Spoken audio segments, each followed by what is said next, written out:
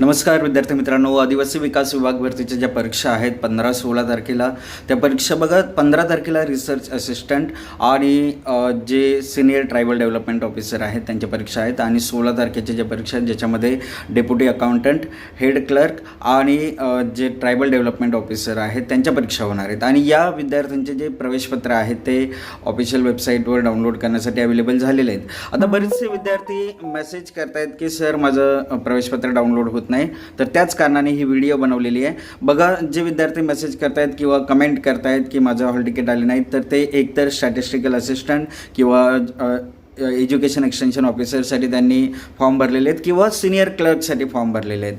तर अशा विद्यार्थ्यांचे प्रवेशपत्र अजून अवेलेबल झालेले नाही आहेत. अंदाजे ते 16 तारखेच्या आसपास, म्हणजेच येत्या 2 ते 3 दिवसामध्ये ते अवेलेबल होतील, आणि त्या बाबतीत नक्कीच मी पुढील अपडेट तुम्हाला देईल. पॅनिक होऊ नका. काही क्वेरीज असतील 89830985